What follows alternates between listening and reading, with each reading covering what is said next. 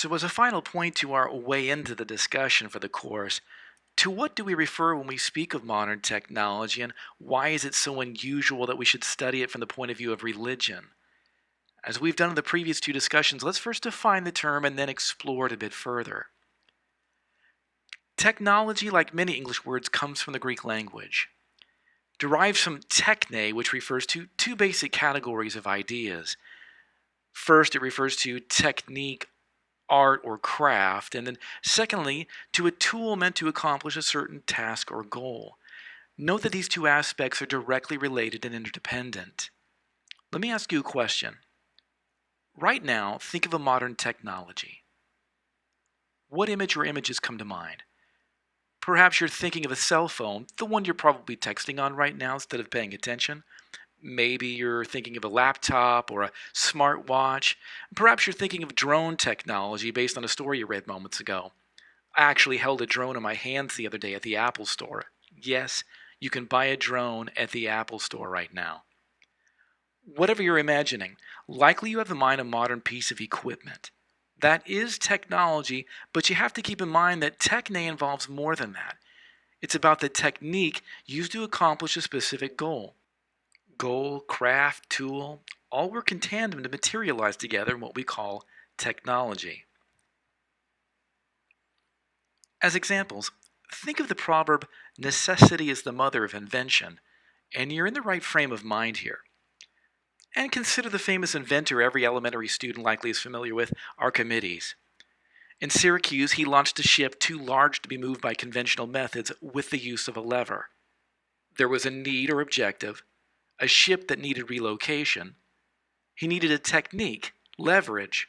He came up with the tool, the lever. I draw your attention to these details because some modern technologies have no identifiable or, better stated, singularly associated tool. Think of genetic engineering or therapeutic cloning, for example. We're talking about modern techniques that use a variety of tools to accomplish their tasks. Also imagine psychiatric medications. We could think of pills, which would be a type of tool used to dispense medication, maybe.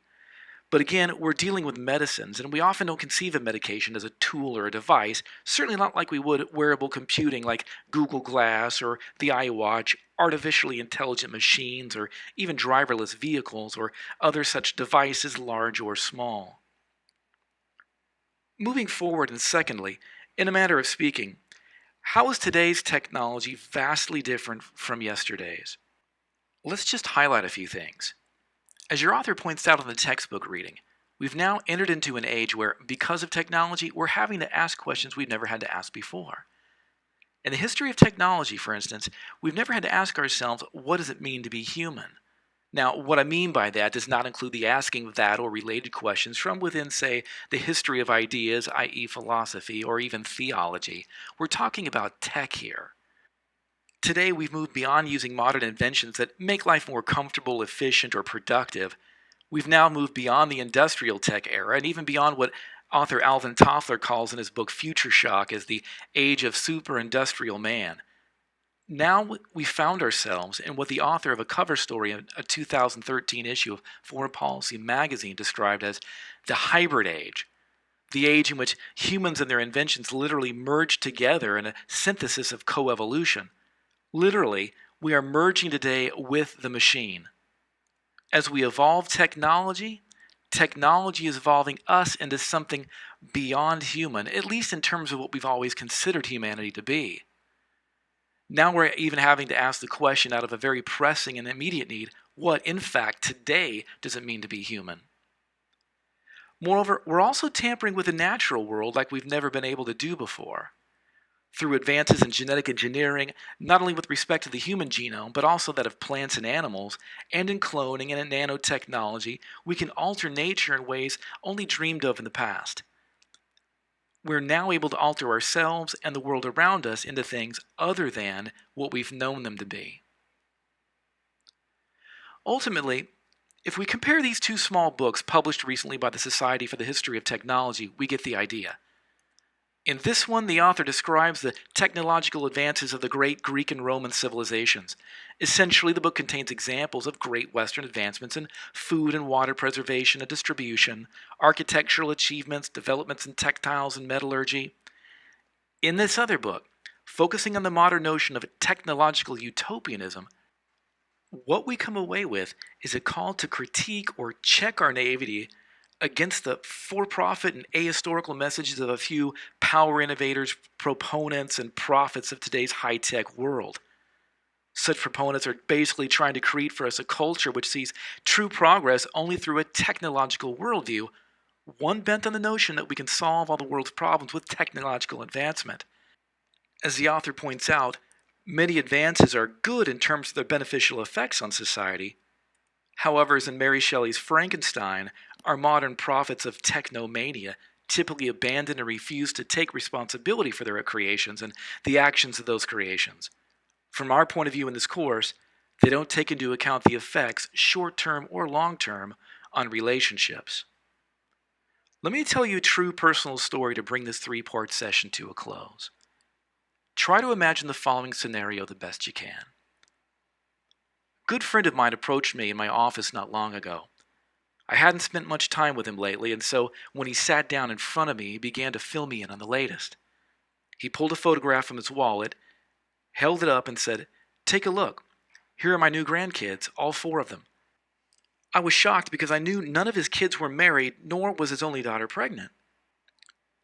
He told me that his daughter had donated her eggs to an Ivy League-trained doctor in China, whom she met online without anyone knowing about it, at least not anyone knowing about it in the family. The result, with the aid of 2 surrogate mothers, was the birth of 2 sets of twins. The doctor was legit, he said. In fact, his mother and father-in-law were presently in China, hanging out with him and attending to the kids. He went on to mention that he was just as shocked and surprised as I was, because he was caught off guard by the whole thing. He went on to say, "She just did this on her own. And what really freaks me out, Stuart," he continued, "is when they say, 'Look, Dad, this one has your eyes.'" I asked him how he was handling it all. And he said, "You know, Stuart, if I could take just one of these issues involved in this whole experience, it would probably take me 5 years to come up with a rational opinion about it. And you know, this sort of thing is happening all the time, around the world, and with no consideration of the effects it has on all the families involved, nor on the kids themselves. That's the kind of world we live in. Technology is enabling us to do all kinds of things, some beneficial, some precarious, and we don't have the luxury of long-term study to properly evaluate them because new technologies are developing and being applied at an ever-increasing rate. We need some sort of method by which to critique them now, and at the very least, aid us in offering an opinion as to the value these technologies are bringing to us and to our world on a case-by-case basis. Religion, as asserted here, can provide that. Now let's put that assertion to the test as we explore current technologies over the next few weeks.